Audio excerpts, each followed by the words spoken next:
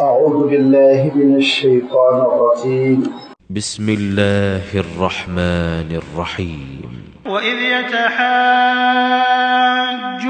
في النار فيقول الضعفاء للذين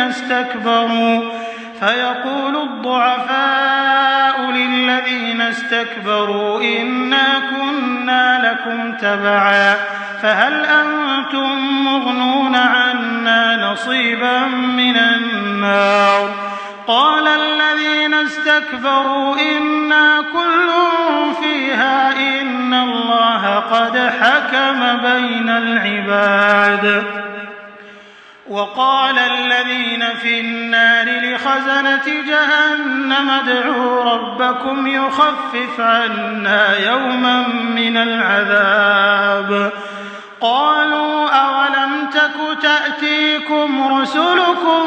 بالبينات قالوا بلى قالوا فادعوا وما دعاء الكافرين إلا في ضلال إنا لننصر رسلنا والذين آمنوا في الحياة الدنيا ويوم يقوم الأشهاد يوم لا ينفع الظالمين معذرتهم ولهم اللعنة ولهم سوء الدار ولقد آتينا موسى الهدى وأورثنا بني إسرائيل الكتاب هدى وذكرى لأولي الألباب فاصبر إن وعد الله حق واستغفر لذنبك وسبح بحمد ربك بالعشي والإبكار إن الذين يجادلون في آيات الله بغير سلطان أتاهم إن في صدورهم إلا كبر ما هم ببالغيه فاستعذ بالله إنه هو السميع البصير لخلق السماوات والأرض أكبر من خلق الناس ولكن أكثر الناس لا يعلمون وما يستوي الأعمى والبصير والذين آمنوا وعملوا الصالحات ولا المسيء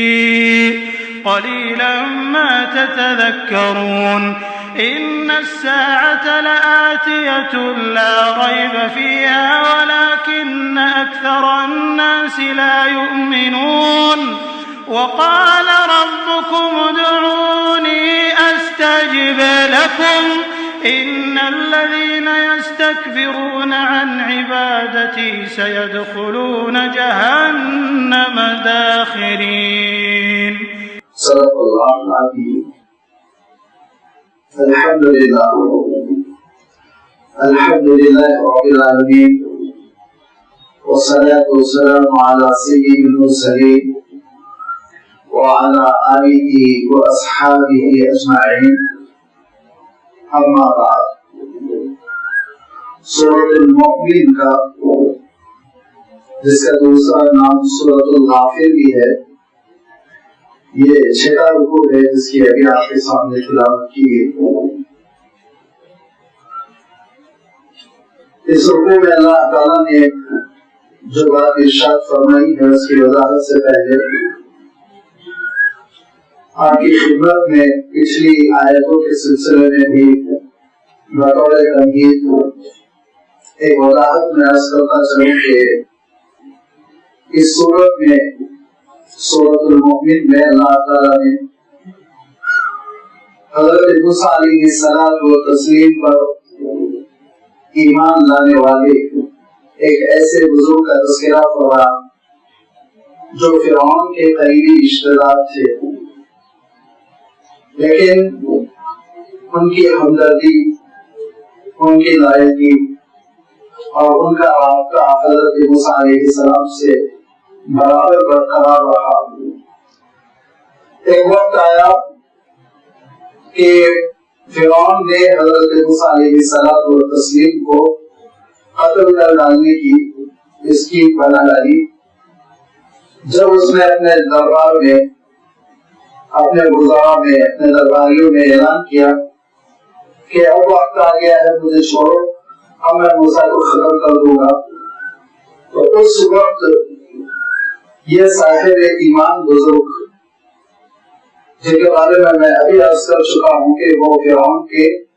قریبی رشتے دار تھے، اسی کے خاندان کے ایک فرد تھے،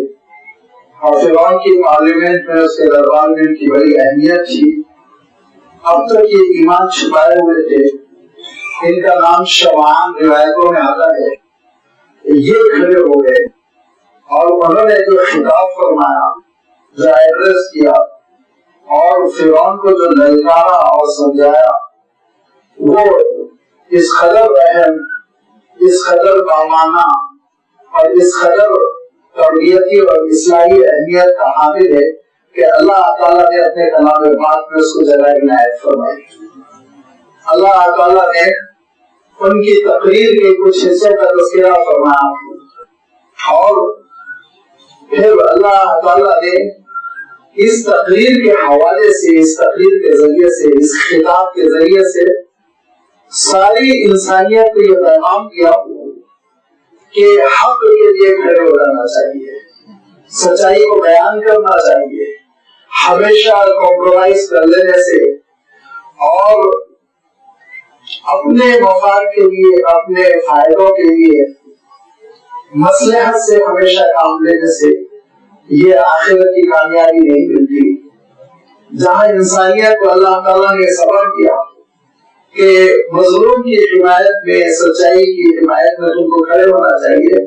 وہیں جب اللہ کے رسول صلی اللہ علیہ وسلم پر مکہ مکرمہ میں یہ آیت نازل ہو رہی تھی،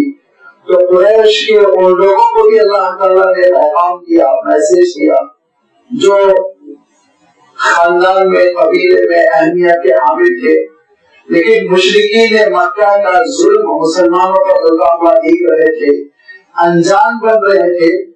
اور ان کا موقف یہ تھا کہ یہ ان دو کا جھگڑا ہے، میں کیوں اس میں ہاتھ ڈالوں۔ اللہ تعالیٰ ارشاد فرماتا ہے انسان کا ضمیر، انسان کا دل ایسا ہونا چاہیے کہ وہ ظلم کو گوارا نہ کرے، وہ کھڑا ہو جائے، سچائی کا اعلان کرے۔ ہاں ایک وقت تک امکان ہوتا ہے کہ آدمی خاموش رہے، لیکن جب پانی حد سے تجاوز کرنے لگتا ہے اس موقع پہ پھر خاموشی نقصان دہ ہوتی ہے۔ لہذا اللہ تعالیٰ نے اسی چیز کو نمایاں کرتے ہوئے کہا کہ فرعون کے خاندان کے ایک صاحب ایمان وہ کھڑے ہو گئے فرعون کے دربار میں، اور پھر فرعون کو للکارا اور یہ کہا کیوں تم حضرت موسیٰ علیہ السلام کی جان کے ڈرتے ہوئے جا رہے ہو، کیا تمہارا انہوں نے بگاڑا؟ اچھا رجل نہیں اپن اور بھی اللہ، صرف انہوں نے یہی تو کہا کہ میرا رب اللہ ہے، اللہ کی وحدانیت کا اعلان کیا، اس کی توحید کا اعلان کیا، اس کی الوہیت کا اعلان کیا، تمہارے کیا بگاڑا انہوں نے؟ اور پھر دوسری بات یہ کہ وہ جاءکم بالبینات من ربکم، ان کے پاس دلیلیں ہیں، نشانیاں ہیں، معجزات ہیں، ان کے معجزات کو تم اپنی آنکھوں سے دیکھ رہے ہو۔ اگر تم ان کو قتل کر دو گے تو یاد رکھو اللہ کے عذاب کے شکار ہو جاؤ گے۔ اور اگر تم یہ کہنا چاہتے ہو کہ نعوذ باللہ حضرت موسیٰ علیہ السلام سچے رسول نہیں ہیں، تو کہا وَيَكُنْ كَاذِبًا فَعَلَيْهِ كَذِبٌ، چھوڑو ان کے حال پر، اللہ تعالیٰ خود ان کو سزا دے گا، تم کو کیا پڑی، تم کیوں ان کی جان کے دشمن بن جا رہے ہو۔ اور پھر اس کے بعد کہا آج تمہارے پاس قوت ہے، اقتدار ہے، تمہارا زور چل رہا ہے، تو تم چاہتے ہو جو چاہے کر ڈالو، لیکن ذرا سوچو اگر اسی حکومت کو، اقتدار کو، حکومت کو اللہ تعالیٰ تم سے چھین لے اور تم کو تیار و مددگار کر دے، فَمَن يَنصُرُنَا مِن بَأْسِ اللَّهِ، اللہ کے فیصلے سے تم کو کون بچا سکتا ہے، اس کی سزا سے، اس کے عذاب سے تم کو کون بچا سکتا ہے۔ جب انہوں نے یہ تقریر کی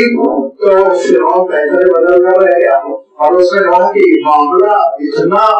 گہرا ہو چکا ہے کہ خود میرے دربار اور میرے خاندان میں حضرت موسیٰ علیہ السلام پر ایمان لانے والے موجود ہے۔ تو اس نے پھر یہ کہا کہ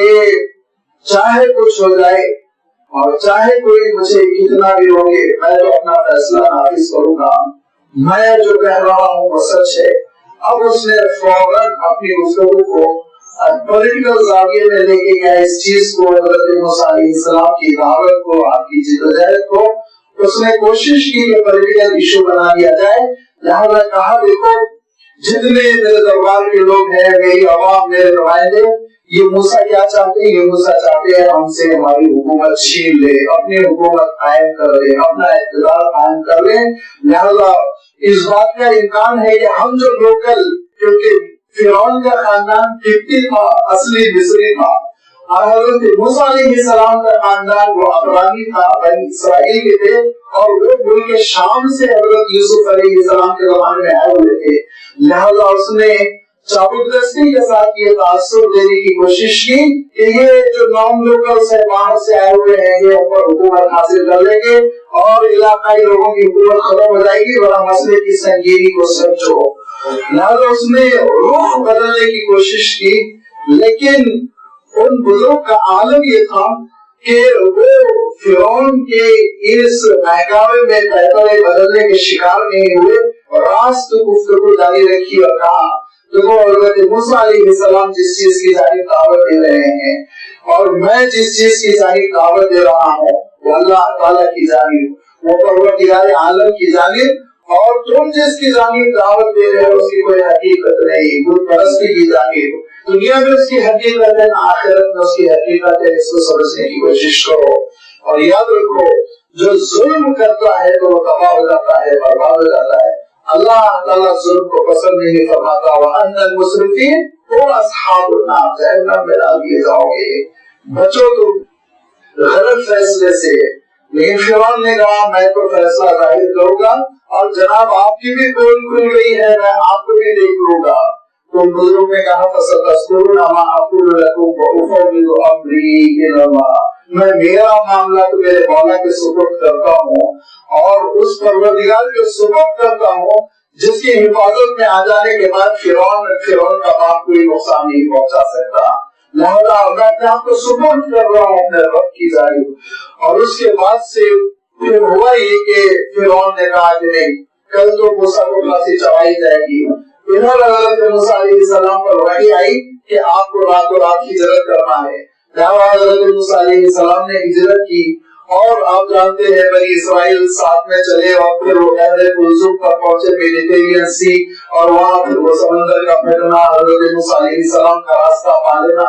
اور فرعون کا بیچوں بیچ سمندر میں تباہ و برباد ہو جانا، غرق ہو جانا. وہ ساری چیزوں کا تذکرہ کرتے ہوئے اشارہ فرمایا فَوَقَاهُ اللَّهُ السَّيِّئَاتِ مَا مَكَرُوا، جتنی مکاری انہوں نے کرنے کی کوشش کی اس سے اللہ تعالیٰ نے حضرت موسیٰ کو بھی اور حضرت موسیٰ پر ایمان لانے والوں کو بچا لیا. وَحَاقَ بِآلِ فِرْعَوْنَ سُوءُ الْعَذَابِ، اور فرعون وہ برے عذاب کا شکار ہو گیا. فرمایا قیامت کے دن تو اعلان ہوگا أَدْخِلُوا آلَ فِرْعَوْنَ أَشَدَّ الْعَذَابِ، کہ اے فرعون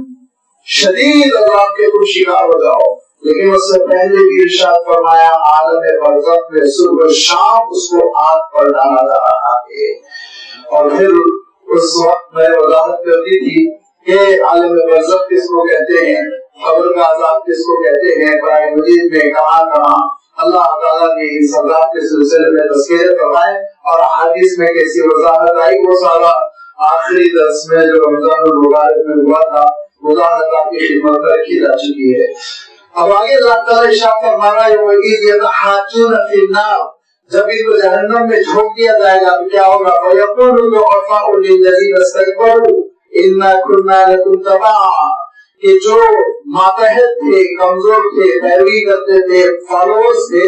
وہ ان لوگوں سے کہیں گے جو بڑے تھے، لیڈر تھے اور جو قیادت کرتے تھے، غلط کاموں کی طرف لوگوں کو بلاتے تھے، ان سے اپنے لیڈروں سے کہیں گے اِنَّا كُنَّا لَكُمْ تَبَعًا، ہم تو تمہارے تابع تھے، ہم تو تمہارے فالوور تھے، تمہاری بات سنتے تھے. فَهَلْ أَنْتُمْ مُغْنُونَ عَنَّا نَصِيبًا مِنَ النَّارِ، آج اس آگ کے عذاب سے کچھ تخفیف دلا سکتے ہو؟ تو کچھ کہیں ہمارا کام بنا سکتے ہو؟ مصیبت میں پھنسے ہوئے ہیں، اس مصیبت کو کیا تم کم کر سکتے ہو؟ قَالَ الَّذِينَ اسْتَكْبَرُوا، بڑوں نے جو غرور کرتے تھے، اپنے آپ کو لیڈر سمجھتے تھے، وہ لوگ کہیں گے اِنَّا كُلٌّ فِيهَا إِنَّ اللَّهَ قَدْ حَكَمَ بَيْنَ الْعِبَادِ، بے شک ہم سب اس عذاب میں پھنسے ہوئے، ہم کیا کر سکتے ہیں؟ نہتے ہیں اور کمزور ہے، اس وقت ہمارے ہاتھ میں کچھ نہیں ہے. بے شک اللہ تعالیٰ نے آج بندوں کے درمیان حق کی بنیاد پر، انصاف کی بنیاد پر، سچائی کی بنیاد پر فیصلہ کر لیا. وقال الذین فی النار، اب یہ دونوں جو لیڈر بنے پھرتے تھے اور جو ان غلط کاروں کے پیچھے پیچھے چلتے تھے، یاد رکھیے غلط لوگوں کے پیچھے پیچھے چلنا یہ لازمی بات ہے، اپنے آپ کو گڑھے میں گرا دینا ہے، یہ لڑا کے گڑھے میں گراتے ہیں. اور دوسری بات یہ کہ یہ کوئی حجت نہیں ہے کہ ہم کسی کی پیروی میں غلط راستے پہ چل پڑے. اللہ تعالیٰ نے آپ کو عقل کیوں دی؟ ہر انسان کو اللہ تعالیٰ نے عقل سلیم دی. وَهَدَيْنَاهُ النَّجْدَيْنِ، ہم نے تم کو شعور دیا، اچھائی کیا ہے سمجھو، برائی کیا ہے سمجھو. اگر تم آنکھیں بند کر کے غلط لوگوں کے پیچھے پیچھے چلتے ہو اور ان کو اپنا لیڈر منتخب کرتے ہو، ان کو اپنا سردار بناتے ہو، تو پھر تم کو آخرت میں بھگتنا ہوگا اس غلط انتخاب کی سزا بھی. لہذا اب یہ لیڈرز بھی اور یہ فالوورز بھی، یہ سب کے سب جب سزا میں پھنسے ہوئے رہیں گے اور ایک دوسرے کا کام بنانے کی پوزیشن میں نہیں ہوں گے، تو پھر ایک وقت گزرے گا اور ایک وقت گزرنے کے بعد ان کا عالم یہ ہوگا کہ وہ رجوع کریں گے کس سے؟ وقال الذین فی النار لخزنۃ جہنم، جہنم کے پہرے داروں سے اور جہنم کے نگہبانوں سے یہ رجوع کریں گے، ان کے پاس جائیں گے اور یہ کہیں گے کہ ادعوا ربکم یخفف عنا یوما من العذاب، اللہ تعالیٰ سے التماس کرو، گزارش کرو اور ریکویسٹ کرو کہ کم سے کم ایک دن ذرا چھٹی مل جائے عذاب سے، عذاب میں تخفیف ہو جائے، نرمی ہو جائے. یہ روزانہ کا یہ شدید عذاب بھگتنا یہ ہمارے لیے بہت مشکل ہو رہا ہے. موت بھی تو نہیں آتی، ہم توقع سزک کر جاتے ہیں. لہذا درخواست کریں گے کہ ذرا آپ اللہ تعالیٰ سے سفارش کر دیجیے کہ کوئی ایک دن ہفتے کا طے ہو جائے چھٹی کا، ویکینڈ، جس میں تھوڑا عذاب ٹھنڈا پڑ جائے، کم پڑ جائے اور ہم تھوڑا آرام کر لیں. اور لازمی بات ہے وہ فرشتے ہوں گے جن کو اللہ تعالیٰ نے کام سونپا ہوگا. لہذا قالوا اولم تأتیکم رسلکم بالبینات، وہ فرشتے راست بات کریں گے، یہ کہیں گے کیا تمہارے پاس رسولوں کی تعلیم نہیں پہنچی تھی؟ رسولوں نے نہیں سمجھایا تھا؟ انبیاء علیہ السلام کے رسول نہیں پہنچے تھے؟ اللہ کی کتابیں نہیں پہنچی تھی؟ نصیحت کرنے والوں نے نصیحت نہیں کی تھی؟ ایمان کے تقاضوں کو سامنے نہیں رکھا تھا؟ برائی کے شر کو نہیں بتایا تھا؟ قالوا بلا، وہ کہیں گے ہوا تھا، سب کچھ ہوا تھا. لیکن جو بے ایمانیوں میں مزہ تھا، جو گناہوں میں لذت تھی اور جو اللہ کی نافرمانی میں فائدے تھے، وہ ہم کہاں اس سے وڈرا ہونے والے تھے، ہاتھ چھوڑنے والے، ہاتھ دھونے والے تھے. لہٰذا ہم لگے رہے گناہوں میں. تو کہا کہ پھر عذاب بھگتو. قالوا فذروا وما دعاء الکافرین الا فی ضلال، فرشتے کہیں گے ہم بیچ میں نہیں آ سکتے. دعا کرنا ہے تو دنیا میں بھی ادھر ادھر ہاتھ پھیلاتے تھے. آج کم سے کم اللہ تعالیٰ سے رجوع کرو، دعا کرو اور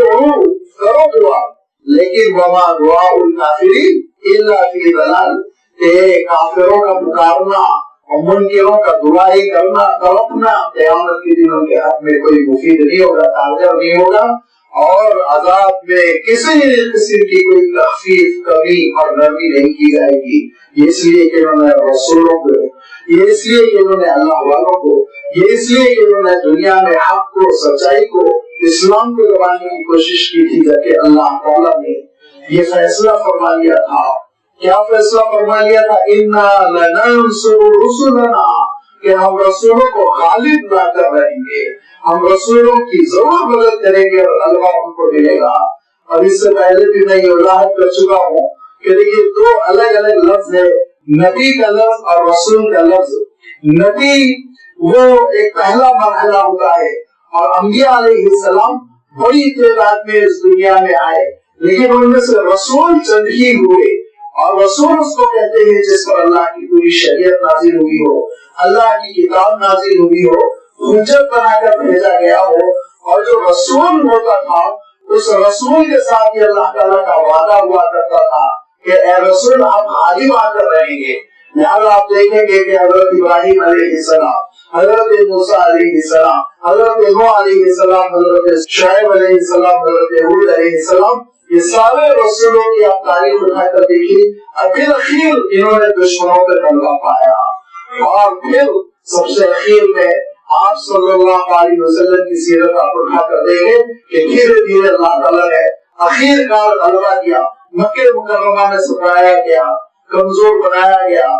ظلم و زیادتی کے پہاڑ توڑے گئے، لیکن غلبہ بہرحال اللہ کے رسول صلی اللہ علیہ وسلم کو ملا۔ دھیرے دھیرے بدر میں کامیابی ہوئی، پھر خندق کے موقع پر آگے بڑھے، پھر فتح مکہ ہو گیا، یہاں تک کہ آپ صلی اللہ علیہ وسلم کی وفات سے پہلے جزیرۃ العرب پورا کا پورا کنٹرول میں آ چکا تھا۔ لہذا اللہ تعالیٰ ارشاد فرماتا ہے اِنَّا لَنَنصُرُ رُسُلَنَا، بے شک ہم نے یہ فیصلہ کر لیا ہے کہ ہم رسولوں کی نصرت کریں گے۔ دوسرے مقام پہ ارشاد فرمایا كَتَبَ اللَّهُ لَأَغْلِبَنَّ أَنَا وَرُسُلِي، میں نے یہ لکھ دیا ہے کہ میں اور میرے رسول غالب آ کر رہیں گے۔ تیسرے مقام پر ارشاد فرمایا وَلَقَدْ سَبَقَتْ كَلِمَتُنَا عَلَىٰ، کہ ہمارا یہ فیصلہ رسولوں کے سلسلے میں ثابت ہو چکا ہے۔ وَلَقَدْ سَبَقَتْ كَلِمَتُنَا عَلَىٰ عِبَادِنَا الْمُرْسَلِينَ إِنَّهُمْ لَهُمُ الْمَنصُورُونَ، کامیاب ہو کر رہیں گے۔ کبھی کبھی ذہن میں ایک سوال آتا ہے، بہت ممکن ہے آپ کے ذہن میں نہیں آیا، لیکن بعد میں کوئی ڈال دے گا تو اس کی وجہ سے تھوڑا ہو سکتا پریشانی ہو، اور قبل از وقت میں ہی وضاحت کر دیتا ہوں کہ حضرت عیسیٰ علیہ السلام کے ساتھ یہ معاملہ نہیں ہوا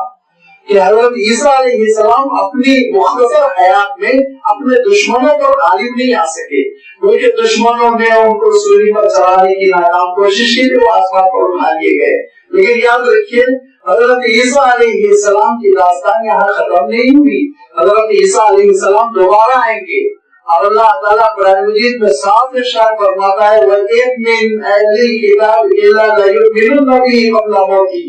حضرت موسیٰ حضرت عیسیٰ علیہ السلام کی موت سے پہلے سارے اہل کتاب یہودی اور عیسائی آپ کی سچی نبوت اور رسالت پر مجبور ہو کر ایمان لے آئیں گے، لیکن آپ کو بھی ملے گا، عارضی طور پر نہیں ملا ہے لیکن آخری طور پر ضرور مل کر رہے گا، کیونکہ اللہ تعالیٰ صاف ارشاد فرما رہا ہے اِنَّا لَنَنصُرُ رُسُلَنَا، بے شک ہم ضرور مدد کریں گے۔ الوداع جانتے ہیں اِنَّا بھی تاکید کے لیے ہے، لا بھی تاکید کے لیے ہے، لہذا اس کا ترجمہ ہوتا ہے اِنَّا لَنَنصُرُ رُسُلَنَا، ہم ضرور کامیاب کریں گے، مدد کریں گے، نصرت کریں گے رسولوں کی۔ وَالَّذِينَ آمَنُوا فِي الْحَيَاةِ الدُّنْيَا، اور ایمان والوں کو بھی اللہ تعالیٰ اپنی نصرت سے محروم نہیں رکھے گا۔ بس اوقات ایسا محسوس ہوتا ہے کہ بعض ایمان والے بڑی مظلومیت کے ساتھ اس دنیا سے گزر گئے، لیکن اگر آپ ان کے دشمن کا جائزہ لیں، ہم سے صرف ان مسلمانوں کو دیکھتے ہیں جو مظلومی کے ساتھ مر گئے، لیکن ان دشمنوں کو ہم نہیں دیکھتے اور ان کے نتائج کو ہم نہیں دیکھتے۔ بعد میں کیا ہوا، جو ان دشمنوں کے ساتھ برآمد ہوتے ہیں کہ اللہ تعالیٰ کی ذلت کے ساتھ ان کو دنیا میں گھسیٹتا ہے، مارتا ہے، پریشان کرتا ہے۔ اور اکثر میں کہتا ہوں کہ پورا ایک ریسرچ کا ٹاپک ہے کہ خود آپ اللہ کے رسول صلی اللہ علیہ وسلم کے دشمنوں کی تاریخ اٹھا کر دیکھیے، ایسی بے عزتی کی موت مارتے چلے گئے۔ لہٰذا یہ اللہ تعالیٰ کا نظام ہے کہ ظالم ظلم کرتے وقت تو ایسا محسوس ہوتا ہے کہ اس کو سزا نہیں مل رہی ہے، لیکن بعد میں وہ برباد ہو جاتا ہے۔ اور فرمایا وہ یوم یقوم الاشہاد، اور جس دن شہادتیں قائم ہوں گی، گواہیاں، یعنی قیامت کے دن، اس دن بھی ہم اپنے ایمان والوں کو معزز کریں گے، ان کی مدد کریں گے۔ وہ دن ایسا ہوگا یوم لا ینفع الظالمین معذرتہم، ظالموں کو ان کی معذرتیں فائدہ نہیں پہنچائے گی، بڑی معذرت کریں گے، بڑی معافی مانگیں گے، بہت پچھتائیں گے، لیکن ان کا یہ پچھتانا، معذرت کرنا ان کے حق میں کارگر نہیں ہوگا۔ وَلَهُمُ اللَّعْنَةُ، اور ان پر لعنتیں ہوں گی۔ وَلَهُمْ سُوءُ الدَّارِ، نہ صرف یہ کہ وہ اللہ کی رحمتوں سے محروم کر دیے جائیں گے اور ان پر لعنت ہوگی، بلکہ برا ٹھکانہ ہوگا، جہنم میں چھوڑ دیے جائیں گے۔ پھر حضرت موسیٰ علیہ السلام کی نبوت کی جانب اشارہ کرتے ہوئے اللہ تعالیٰ نے پھر اپنے آخری رسول سے خطاب فرمایا، ارشاد فرمایا وَلَقَدْ آتَيْنَا مُوسَى الْهُدَىٰ، بے شک ہم نے موسیٰ کو ہدایتیں عنایت کی،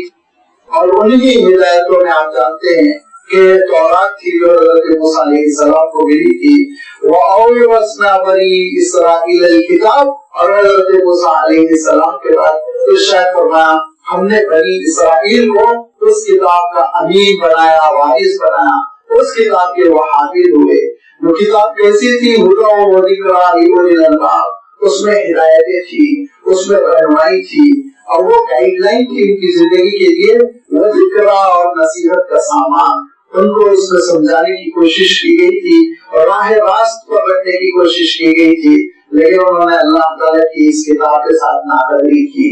اور ناقدری کرنے کے بعد جو ناقدری ہوئی تاریخی طور پر اگر آپ اس کو سمجھ لیں تو قرآن مجید کی تلاوت، قرآن مجید کا حفظ اور قرآن مجید کو نمازوں میں پڑھنا، تراویح میں پڑھنا، اس کی اہمیت نکل کر آپ کے سامنے آئے گی۔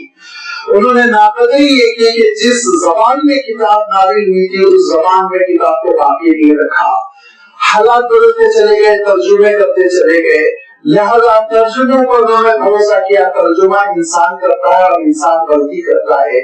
لہذا اولڈ ٹیسٹمنٹ کی شکل میں جو آج ہمارے پاس تورات پہنچی ہوئی اس میں سینکڑوں ملاوٹیں ہو چکی ہیں، اور عالم یہ ہے کہ اس دودھ کے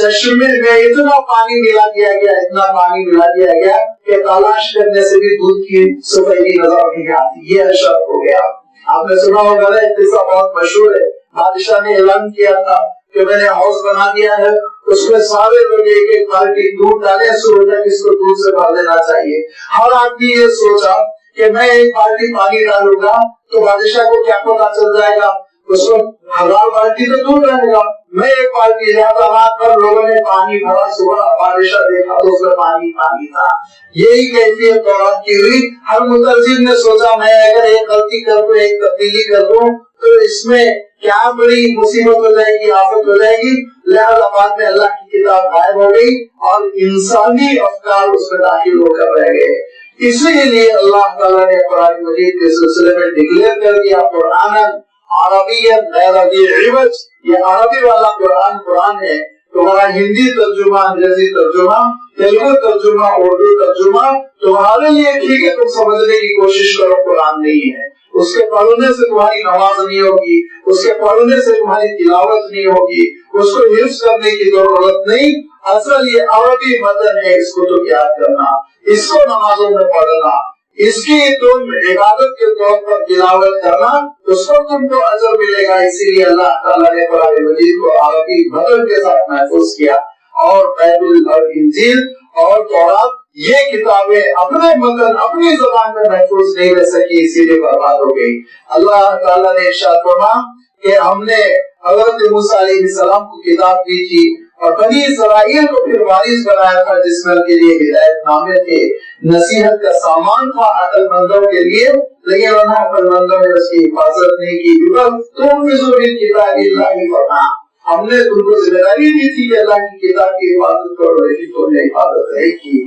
لہذا دھیرے دھیرے اللہ کی کتاب ظاہر ہو گئی، اور وہ نور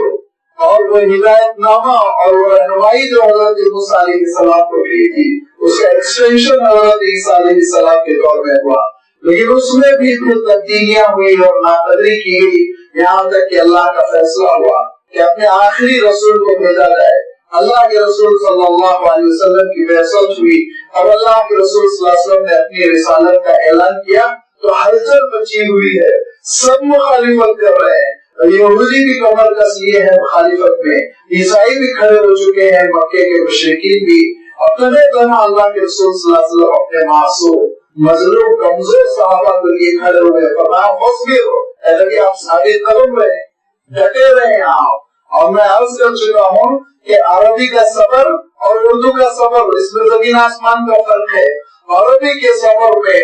ایک اعلیٰ ہمتی ہوتی ہے، عزم ہوتا ہے، حوصلہ ہوتا ہے، ثابت قدمی ہوتی ہے، پہاڑ کی طرح، چٹان کی طرح جم جانا۔ اور عربی کے اس صبر کے مقابلے میں جو ہماری اردو کا صبر ہے، ہماری اردو کا جو صبر ہے اس میں ایک مجبوری ہوتی ہے، جیب کر گئی صبر کر لو، حادثہ ہو گیا صبر کر لو، مال لوٹ گیا صبر کر لو، کسی نے مار دیا، پولیس والے نے خبر لے گی صبر کر لو۔ نہیں، عربی کے معنی یہ نہیں ہوتے، عربی میں صبر کے معنی ہوتے اپنے دین کے ساتھ آگے بڑھتے رہنا، اپنے شعار کے ساتھ، اپنی آئیڈینٹی کے ساتھ، اپنی شناخت کے ساتھ، اپنی منزل کو پانے کے لیے آگے بڑھتے رہنا۔ فاصبروا ان وعد اللہ حق، اے نبی آپ ثابت کرو رہے ہیں کہ نبوت اور رسالت پر اللہ کا وعدہ سچا ہے، آپ کی مدد کا جو اللہ تعالیٰ نے وعدہ کیا آپ کے غلبے کا جو اللہ تعالیٰ نے وعدہ کیا وہ پورا ہو کر رہے گا. اور آپ کا سرمایہ حیات کیا ہونا چاہیے؟ وَاسْتَغْفِرْ لِذَنبِكَ وَسَبِّحْ بِحَمْدِ رَبِّكَ بِالْعَشِيِّ وَالْإِبْكَارِ. ہمیشہ استغفار کا معمول اور ہمیشہ صبح و شام اللہ تعالیٰ کا ذکر ہو. یہ ہے اللہ کے رسول صلی اللہ علیہ وسلم کو جو طریقہ دیا گیا ہے. یہی منہج، یہی راستہ میرا اور آپ کا بھی ہونا چاہیے کہ اللہ تعالیٰ کے دین پر ثابت قدم استغفار کرتے ہوئے صبح شام اللہ تعالیٰ کی تسبیح بیان کرتے ہوئے آگے بڑھتے چلے جائیں تو پھر آپ دیکھیں گے یہ مسائل کے بادل چھٹتے چلے جائیں گے، مخالفتیں ختم ہوگی. ارشاد فرمایا واستغفر لذنبک، استغفار کا اہتمام. اور میں عرض کر چکا ہوں کہ توبہ کے مقابلے میں لفظ استغفار جب آتا ہے تو اللہ تعالیٰ سے اپنی مغفرت طلب کرنا ان گناہوں کی جو گناہ معلوم ہے، ان گناہوں کی جو گناہ معلوم بھی نہیں ہے، نادانستہ طور پر، غیر شعوری طور پر، نہ جانتے ہوئے کہ یہ غلطی ہے، یہ گناہ جو سرزد ہو گئے جس کا شعور بھی نہیں ہم کو، یہ ساری خطاؤں پر، کوتاہیوں پر معافی مانگنا استغفار کہلاتا ہے. اور اس کے مقابلے میں توبہ، وہ جو جانتے ہیں ہاں مجھ سے غلطی ہو گئی، مجھے جھوٹ نہیں بولنا چاہیے تھا، میں کہہ گیا، اس پر توبہ واجب ہو جاتی ہے. اور جو گناہ غیر شعوری طور پر سرزد ہوتے ہیں اس پر استغفار کرتے رہنا چاہیے. واستغفر لذنبک وسبح بحمد ربک، اور تسبیح میں بیان کیجیے اللہ تعالیٰ کی حمد و ستائش کی. یہ اتنے خوبصورت لفظ ہے، بڑی لمبی تشریح ہے، اور اس وقت یہ آیتوں کے مجمع کو مکمل کرنا ہے، اس لیے زیادہ تفصیل نہیں کر سکوں گا کہ تسبیح میں اللہ کی پاکی کا تصور آتا ہے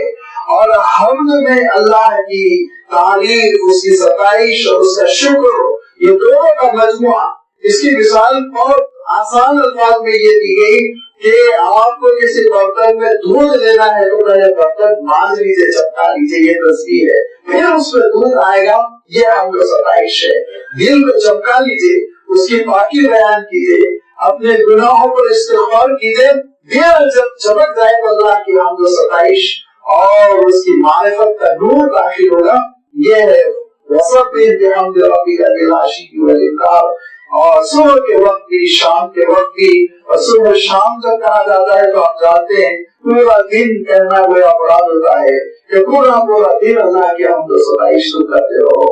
ان الذین یجادلون فی آیات اللہ بغیر سلطان اتاؤں فی صدورہم الکبر، جو لوگ اللہ تعالیٰ کے احکام، اس کی آیتوں میں جھگڑے کر رہے ہیں، بغیر سلطان، ان کے پاس کوئی دلیل نہیں جو ان تک پہنچی ہوئی ہو، وہ کیوں جھگڑے کر رہے ہیں؟ نہ ان کی کتاب ان کا ساتھ دے رہی ہے، نہ ان کی تاریخ ان کا ساتھ دے رہی ہے، نہ عقل ان کا ساتھ دے رہی ہے، نہ سائنس ان کا ساتھ دے رہی ہے، پھر بھی جھگڑے کر رہے ہیں، آسین چلا چلا کر بحث کر رہے ہیں اور چکنی چپڑی زبان استعمال کرتے جا رہے ہیں. کیوں؟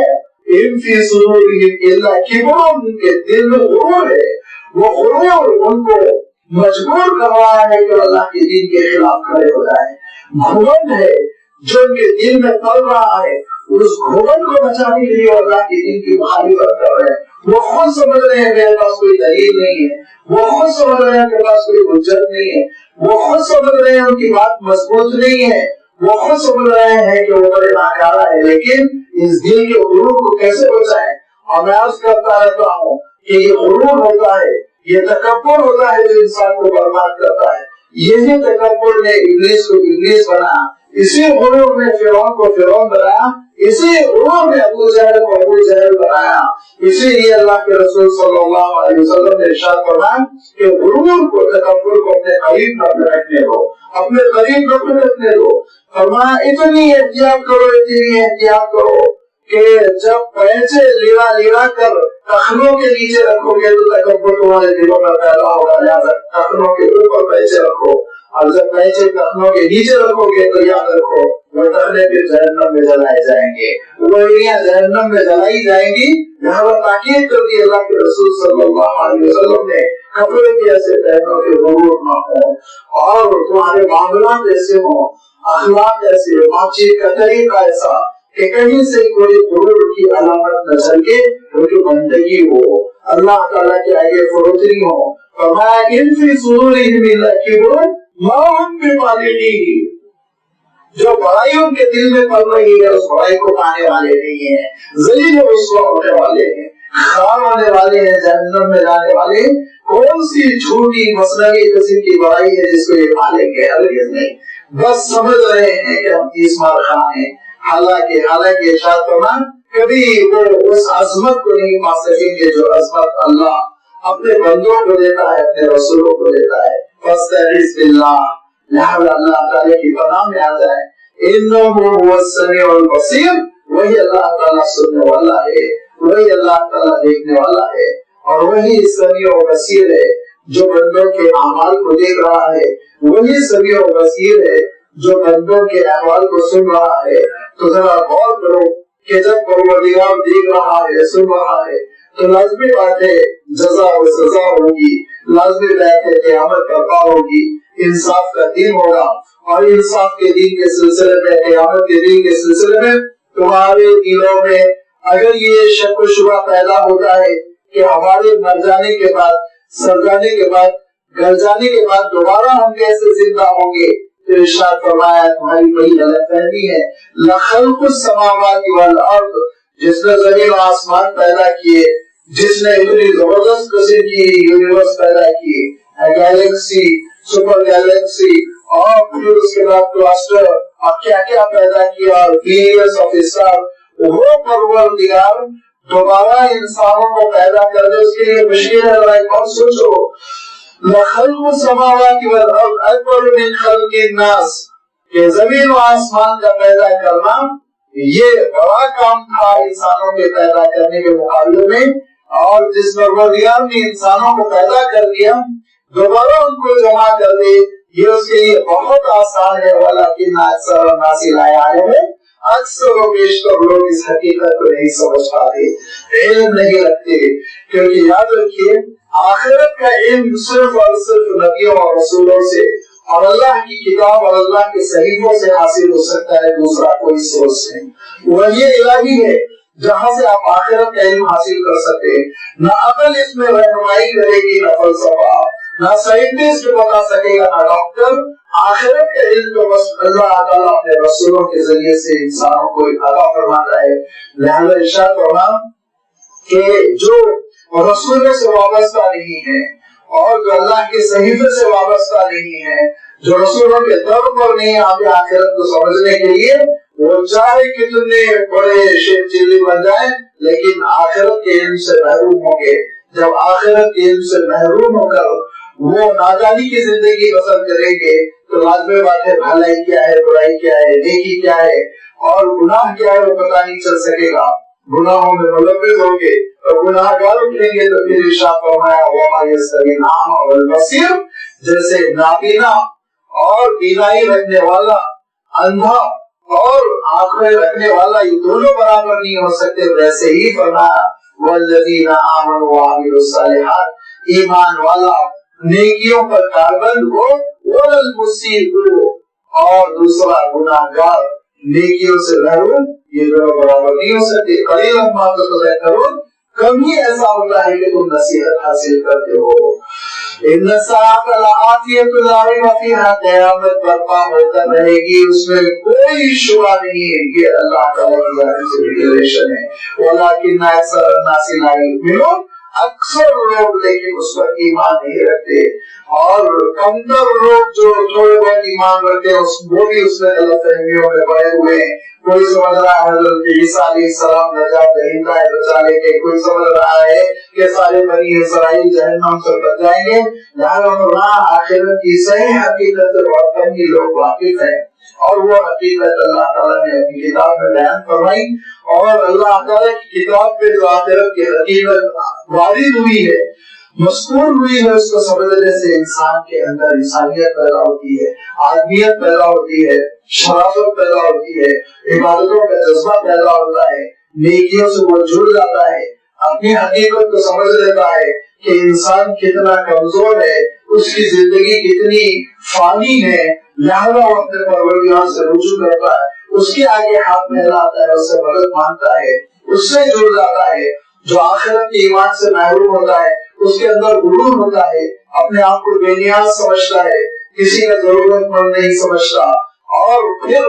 اس کے اندر یہ کیفیت پیدا ہو جاتی ہے کہ اللہ تعالیٰ سے بہت دور ہو جاتا ہے، اس کے آگے ہاتھ نہیں پھیلاتا. فرمایا وقال ربکم ادعونی استجب لکم، جبکہ اللہ تعالیٰ کا حکم ہے، کہا تمہارے پروردگار نے مجھ سے دعائیں کرو، استجب لکم، میں تمہاری دعائیں قبول کروں گا. اللہ کے رسول صلی اللہ علیہ وسلم فرمایا کرتے تھے 3 باتیں ایسی ہیں جو پہلے اللہ تعالیٰ نے نبیوں اور رسولوں سے فرمایا تھا اور اب میرے سارے امتیوں سے فرمایا. 3 باتیں ایسی ہیں جن کا خطاب اللہ نے نبیوں اور رسولوں سے کیا تھا، اور پھر اب ایسا زمانہ آیا اللہ کے رسول صلی اللہ علیہ وسلم کی امت کا یہ اعزاز فرمایا گیا کہ ہر فرد سے اللہ تعالیٰ کو خطاب ہوا. ان 3 باتوں میں پہلی بات تو آپ صلی اللہ علیہ وسلم ارشاد فرماتے ہیں کہ اللہ تعالیٰ نبیوں اور رسولوں سے کہتا تھا کہ تمہارے دین میں ہم کوئی تنگی اور کوئی سختی نہیں رکھ رہے ہیں، تمہارے لیے شریعت کو آسان کر رہے ہیں، لیکن اس امت کا مسئلہ آیا تو ارشاد فرمایا وَمَا جَعَلَ عَلَيْكُمْ فِي الدِّينِ مِنْ حَرَجٍ، اے امت محمد کے لوگوں، ہم نے تم سب کے لیے جو دین رکھا ہے اس دین میں تنگی نہیں رکھی ہے. فرمایا سارے نبیوں اور رسولوں سے اللہ تعالیٰ نے ارشاد فرمایا تھا اے اللہ کے نبیوں اور رسولوں، ہم تم کو تمہاری امتوں پر گواہ بنا رہے ہیں، لیکن جب اس امت کی باری آئی تو ارشاد فرمایا كَذَلِكَ جَعَلْنَاكُمْ أُمَّةً وَسَطًا لِتَكُونُوا شُهَدَاءَ عَلَى النَّاسِ، اے امت محمد کے لوگوں، ہم نے تم سب کو گواہ بنا دیا. اور نبیوں اور رسولوں سے اللہ تعالیٰ نے خطاب کر کے فرمایا تھا کہ ہم آپ کو بھیج رہے ہیں انسانیت کی جانب، آپ ہم سے مانگے، رجوع کریں، دعا کریں، ہم آپ کی دعا سنیں گے. اور اس امت کا معاملہ ہے تو فرمایا وقال ربکم ادعونی استجب لکم، اے امت محمد کے لوگوں مانگو مجھ سے، میں تمہاری مرادیں پوری کروں گا. یہ 3 چیزیں ایسی آپ صلی اللہ علیہ وسلم ارشاد فرماتے ہیں جو بہت ہی مخصوص کے رسولوں اور نبیوں کے ساتھ اور کامن کر دی گئی اس امت کے ساتھ. لہذا دعاؤں کا اللہ تعالیٰ نے حکم دیا اور فرمایا کہ ان الذین یستکبرون عن عبادتی، جو میری اس عبادت سے عار محسوس کریں گے، اپنے آپ کو بڑا محسوس کریں گے، ضرورت مند محسوس نہیں کریں گے، تو کان کھول کر سن لے سے خلود جہنم داخلین، ان کو میں رسوا کر کے جہنم میں بھیج دوں گا. دعا بندگی کا اظہار ہے، دعا بندگی کا اظہار ہے، اور دعا کے ذریعے سے بندہ اللہ تعالیٰ سے جڑ جاتا ہے. آپ صلی اللہ علیہ وسلم ارشاد فرمایا کرتے تھے وَمَن لَّمْ يَسْأَلِ اللَّهَ يَغْضَبْ عَلَيْهِ، جو دعا نہیں کرتا نا اللہ کے آگے ہاتھ نہیں پھیلاتا تو اللہ تعالیٰ سے ناراض ہوتا ہے. کیوں ناراض ہوتا ہے؟ اس لیے کہ اس کے اندر بندگی نہیں ہے، یہ اپنی کمزوری کا اعتراف نہیں کر رہا ہے، مجھ سے رجوع نہیں کر رہا ہے. لہٰذا آپ صلی اللہ علیہ وسلم فرماتے تھے کہ دیکھو ہر مسئلہ اللہ کے دربار میں پیش کرو، ہر مسئلہ اللہ کے دربار میں پیش کرو، یہاں تک کہ فرمایا جوتے کی ڈوری ٹوٹ گئی ماننا ہو تو پروردگار سے طلب کرو، کوئی حرج نہیں، وہ تمہارا مولا ہے. اور اس کے دربار میں اپنے راز کو، اپنے دل کے بھید کو، اپنی ضروریات کو پیش کرنا ہے، کوئی آپ کی باتیں اور تمہارا مالک ہے. لہذا آپ صلی اللہ علیہ وسلم دعاؤں پر ایسی ترغیب دیا کرتے تھے، ایسی توجہ دلایا کرتے تھے کہ ایک صحابی کہنے لگے اے اللہ کے رسول یہ بتلائیے اقریب ربنا فنناجیہ ام بعید فننادیہ، کہ پکار پکار کے دعائیں کرو یا سرگوشیوں کے ساتھ دعائیں کرو. اس سے پہلے کہ اللہ کے رسول صلی اللہ علیہ وسلم جواب دیتے، اللہ تعالیٰ نے خود وحی نازل کر دی اور جواب دیا اذا سألک عبادی عنی فإنی قریب اجیب دعوت الداعی اذا دعان فلیستجیبوا لی ولیؤمنوا بی. اے رسول جب میرے بارے میں کوئی بندہ سوال کرے کہ کیسے وہ دعا کرے تو آپ اس سے کہہ دیجیے انی قریب اور قریب ہوں، میں سنتا ہوں، اس کی ضروریات کو میں سنتا ہوں، اس کی پریشانیوں کو میں دیکھتا ہوں، اس کی حالتوں کو میں دیکھتا ہوں. اما یکشف الضر، اور میں کون ہے جو تمہاری مصیبتوں کو دور کر سکے؟ کس کے اندر صلاحیت ہے؟ ایک ہی دوا ایک پیشنٹ کو لگتی ہے دوسرے کو نہیں لگتی. ڈاکٹر صاحب یہ کہہ کے چھٹی حاصل کر لیتے ہیں، باڈی ریسپانس نہیں کر رہی، یہ باڈی نہیں ریسپانس کر رہی، اللہ کا حکم نہیں ہوا. اس مریض کے ساتھ اللہ کا حکم اور شفا ہو جائے اور دوسرے مریض کے ساتھ اللہ کا حکم اور شفا نہ ہو، شفا نہیں ہوگی. لہذا اللہ کے ہاتھ میں اللہ سے رجوع کرو، اس کے دربار میں ہاتھ پھیلاؤ،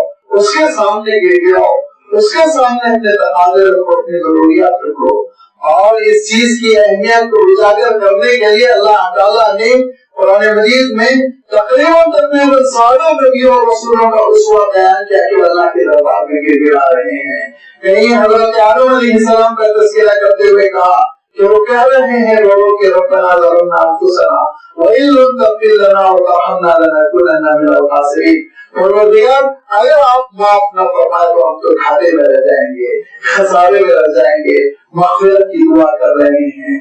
اور پھر حضرت نوح علیہ السلام کا تذکرہ کرتے ہوئے کہا کہ بیٹا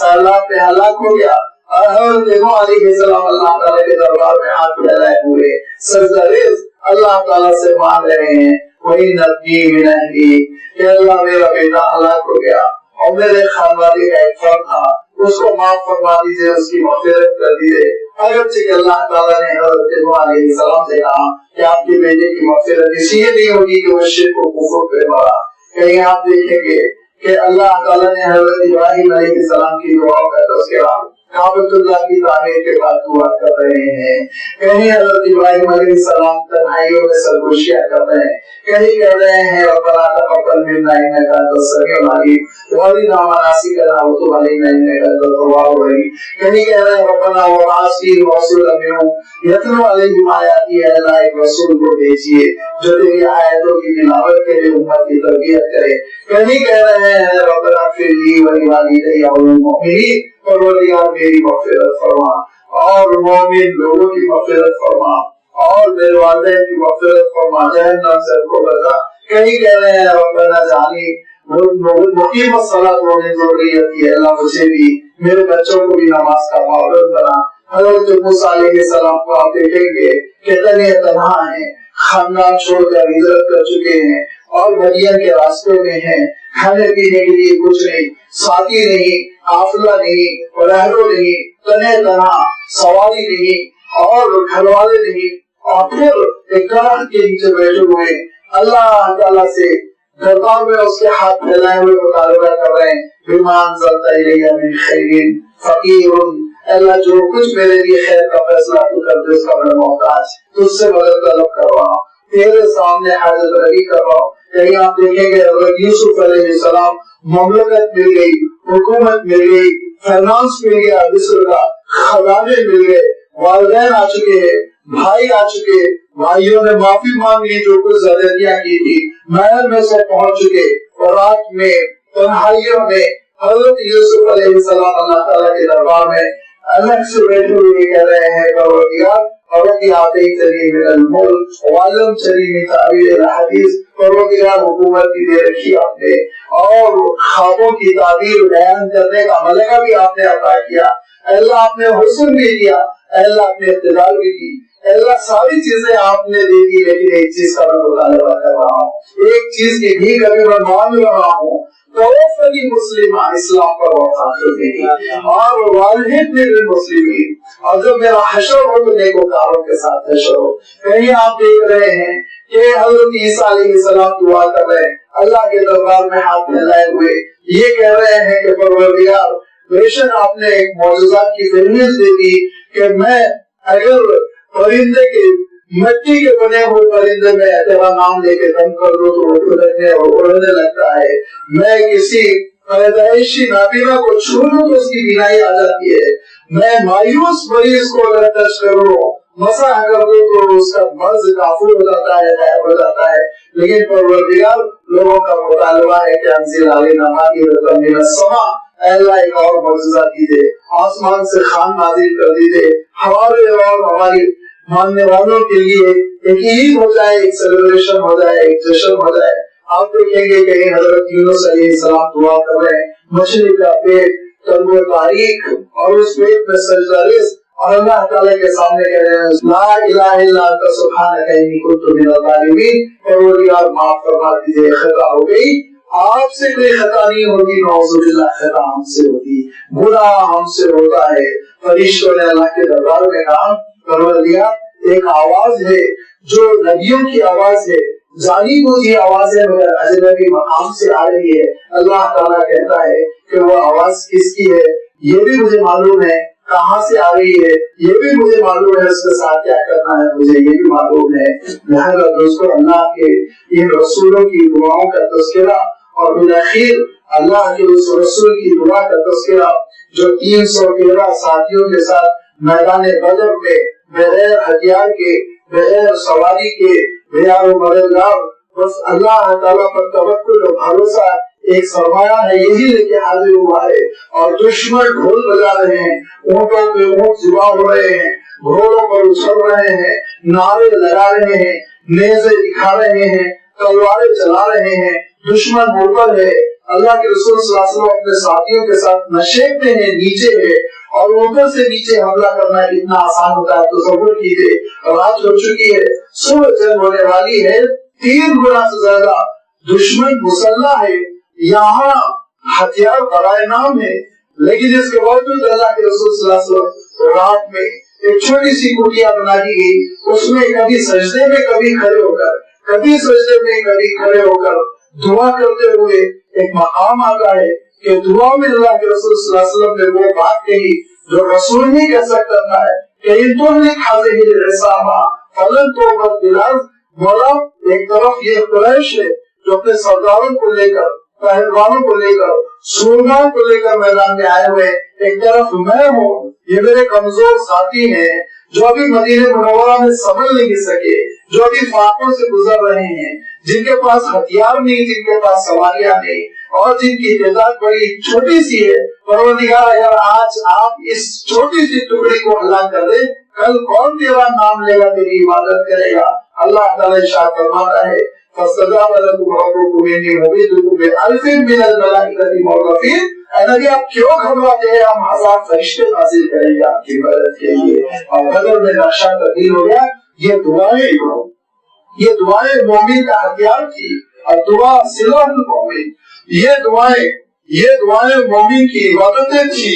دعا اور عبادت میں اللہ کے رسول صلی اللہ علیہ وسلم یہ دعائیں حالات کو تبدیل کر لیا کرتی تھی. یہ وہ دعائیں تھی جو تقدیریں بدل دیا کرتی تھی. فرمایا اللہ يرد القضاء الا الدعاء، قضا کو کوئی چیز چینج نہیں کر سکتی سوائے دعا کے. یہ اٹھے ہوئے ہاتھ معاملات کو بدل دیا کرتے تھے. لیکن آج امت سے جہاں بہت ساری خصوصیات چلی گئی، جاتی رہی، بہت ساری صفات ختم ہو گئی، جہاں ان کا اتحاد ختم ہو گیا، جہاں ان کی جافشانی لگاتار محنت ختم ہو گئی، وہیں دعاؤں کا سلیقہ بھی بھول گیا، وہیں دعاؤں کا طریقہ بھی ختم ہو گیا. جب ہم دعا کی ترتیب پر آ جائیں گے، دعا کا سلیقہ قرینہ مل جائے گا، ہمارے حالات تبدیل ہوتے رہ جائیں گے. اللہ کے رسول صلی اللہ علیہ وسلم ارشاد فرمایا کرتے تھے من فتح له الدعاء فتحت له ابواب الرحمہ. جس کے لیے دعا کا طریقہ آ گیا، جس کو دعا کا انداز مل گیا، اس کے لیے رحمت کے دروازے کھل گئے. سمجھ لو لہٰذا دعا کا قرینہ ہم حاصل کریں. فرماتے تھے بے توجہی کے ساتھ ان قلب ساہن ولاہن، دل کہیں اور ہے اور ذہن کہیں اور ہے، اور امام صاحب دعا کر رہے ہیں اور آمین آمین کہہ کے چہرے سے ہاتھ پھیر رہے. فرمایا ایسی دعا کو اللہ تعالیٰ قبول نہیں کرتا. فرمایا عالم یہ ہے کہ لمبا سفر کر کے کہیں پہنچے ہوئے ہیں اور پھر بال بھی پڑا جاتا، جسم بھی تھکا ہوا، اور کہہ رہے یا ربی یا ربی، لیکن اللہ تعالیٰ ہے کہ جواب نہیں دیتا. کیوں؟ فرمایا کہ مطعمہ حرام، مشربہ حرام، ملبسہ حرام، غذی ابی حرام فانا یستجاب لہ. کھاتے ہو حرام، پہنتے ہو حرام، پیتے ہو حرام، کیا تمہاری دعا قبول کی جائے گی؟ لہٰذا اپنے اندر استعداد پیدا کریں ہم دعاؤں کی قبولیت کی، اپنے اندر ہم صفات پیدا کریں اور دعا کی ترتیب پر آ جائیں تاکہ اللہ تعالیٰ ہمارے حالات تبدیل کر سکے. انشاءاللہ آگے اللہ تعالیٰ نے اور اپنے بندوں کے سلسلے میں اور اللہ تعالیٰ کو کیسے پکارا جائے اور کن چیزوں سے روکا جائے، کون سی چیزیں اختیار کی جائیں، وہ ساری چیزوں کا تذکرہ جاری رکھا ہے. اس کی وضاحت آپ کی خدمت میں رکھی جائے گی. وآخر دعوانا الحمدللہ رب العالمین.